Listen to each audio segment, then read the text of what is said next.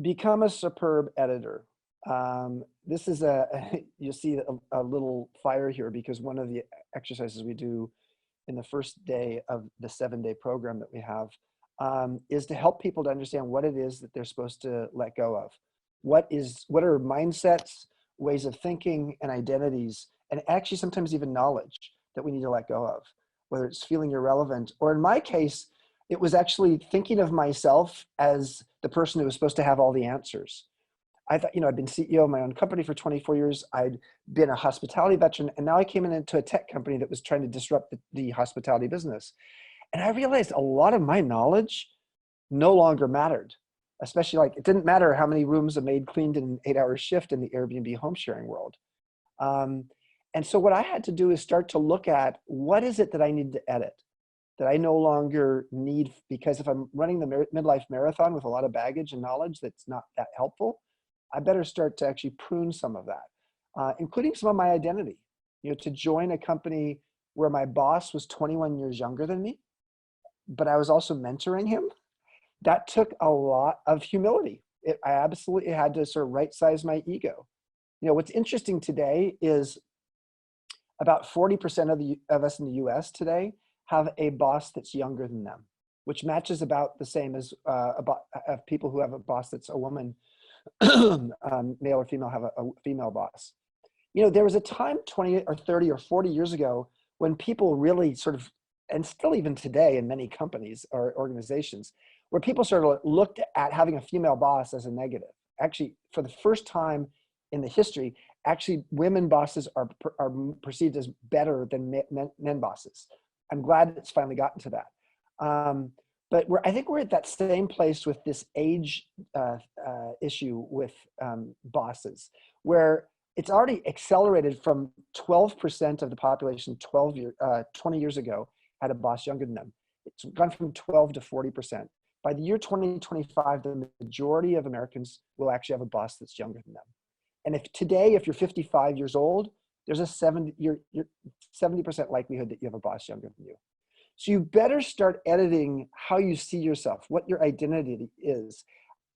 The fact that you are not just the person who's going to be telling people that's how the world works. Because frankly, that's based upon history.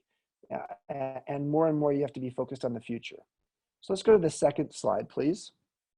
The next slide. You have to learn how to mine your mastery. You may have developed some skills that you're able to give to the world and to other people in your workplace that you don't even know are valuable. Because quite often we get used to the things we know, and then we don't actually offer them, or we do offer them, and we don't even realize how valuable they are to someone else. What you're seeing on the screen right now is one of our students, his name is Chris, doing our rock balancing. So a lot of the things we do here at the Modern Elder Academy are experiential. So rock balancing has an interesting metaphor for mentorship. Because rocks, when you are trying to balance a rock, you better have presence. Presence, you start holding the rock and then you start moving it around, and as you move it around on the bigger rock below it, it starts to develop a divot at the base of the rock. And then you hear a click. At the point you hear the click, you take your hands away and you realize that this vertical rock that doesn't look like it could stand up is standing up on the bigger rock. That is mentorship. It's about presence. It's about helping to guide the rock or the mentee to understanding things. And then it's a point at which you take your hands away and you realize that mentee or that rock can stand up on its own. One of the things we help people with, and I think one of the things you could look at, is what mastery do you have to offer the world? One of the exercises we do speaks to the idea of a recurring question that's asked. You could do this with your friend. Even, you don't have to be in the same room. You could do this on a Zoom call. You and your friend have a conversation and you say to your friend, I want you to ask the following question to me 5 times. What mastery can you, or what mastery do you offer? And then each time you get that question, you answer it in a new way. So it allows you to say, oh, what mastery do I offer? I am, amazing. I'm really knowledgeable about hospitality. Your friend would then say, thank you, Chip. What mastery do you offer? And I can't answer the same way twice. By the time you get to that fifth answer, you may get to a place where you have uncovered some mastery that you have.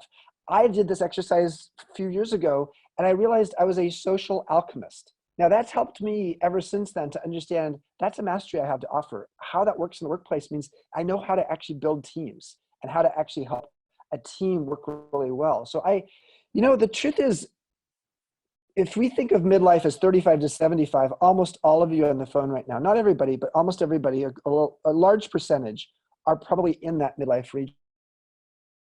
Later life, or more often, you're probably somebody who's about to go into midlife in the next few years.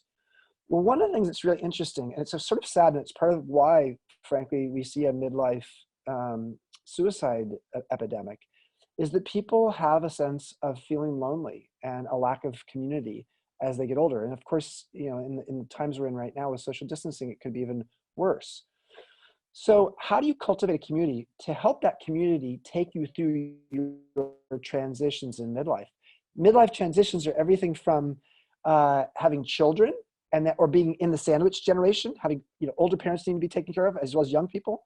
At some point becoming an empty nester, maybe getting divorced, starting menopause, changing your career, having a health diagnosis that scares you, having friends or family pass away. The rites of passage that we've had in society tended to be around transitions. Midlife has the most transitions of any stage of life, and yet we have very little community to back that up. So we actually feel like social wellness, the idea of not just personal wellness, but social wellness, is critical.